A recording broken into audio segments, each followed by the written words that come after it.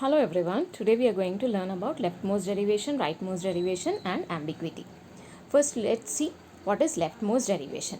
If at each step in a derivation a production is applied to the leftmost variable, then the derivation is said to be leftmost derivation. For example, consider the grammar G equals to S comma A comma B, P S. Here S comma A is the set of variables or non-terminals, A comma B is the set of terminals, P is the productions and S is the start symbol.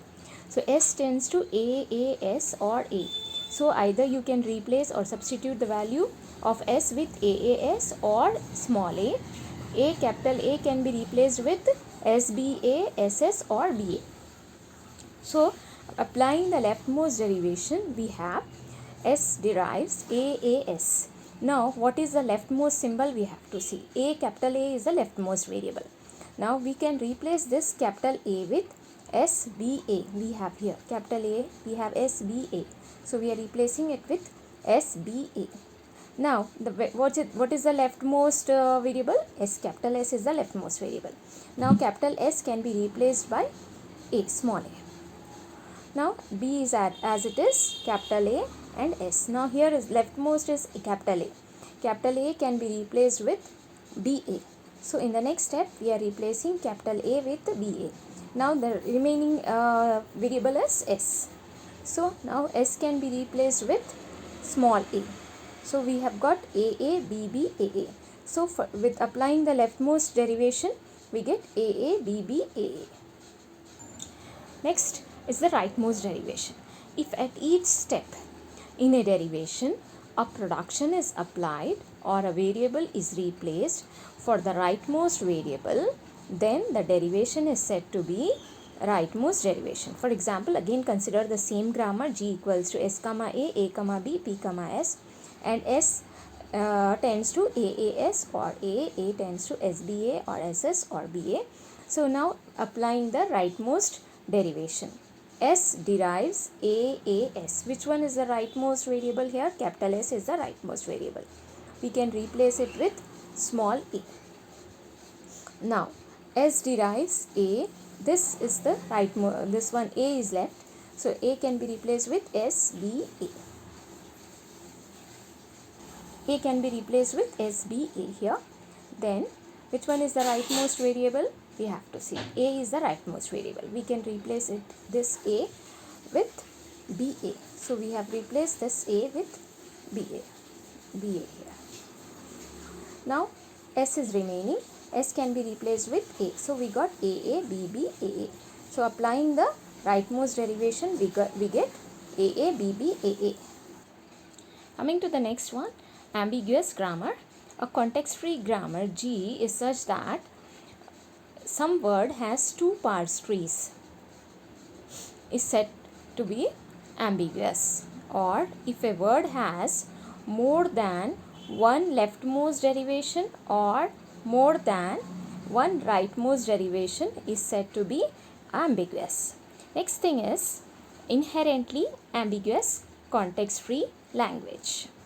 A context-free language for which every context-free grammar is ambiguous is said to be an inherently ambiguous context-free language.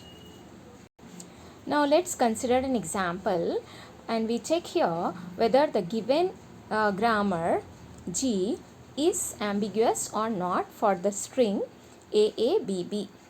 S tends to ASB or SS.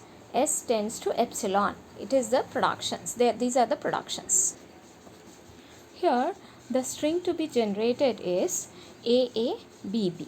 So first here we are going to take S tends to SS. Now this S can be replaced with epsilon and this we are replacing it with ASB. Again ASB we are taking. Now this S again we are replacing it with ASB.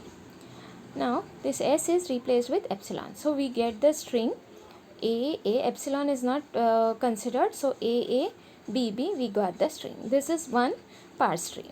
Now another parse tree also we can derive. We can draw. So S tends to ASB we can take. Then again S tends to ASB, once again we can take. So what we have to do is we have to apply the productions based upon the given string. We have to get this string. In how many ways we can get the string? In that way we can apply the productions. So we got here S tends to ASB. Again we have written, this time we are writing S tends to epsilon. So anyway we got AABB. Same thing here also, same thing, but two different parse trees. Since there are two parse trees for a single string AABB, the grammar G is ambiguous.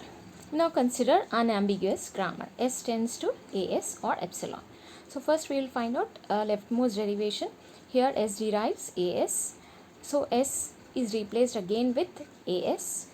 Then next S is replaced with, this is AS, again S is replaced with AS. Now lastly S is replaced with epsilon. So we got the this thing AAA, we got the string AAA.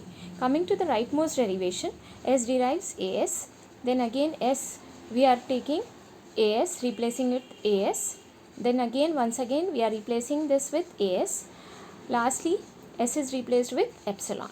So we get lastly AAA. Here also we are getting the same thing, here also based, if you see both the things are similar, both leftmost derivation and rightmost derivation are similar, and we are getting the same string. So leftmost derivation is equal to rightmost derivation. So this is an example of an unambiguous grammar. You can draw the parse tree and check it out. It will be an unambiguous grammar. You will get the same parse trees. You can check out this also. You can take it as an example and you can try out this. Okay.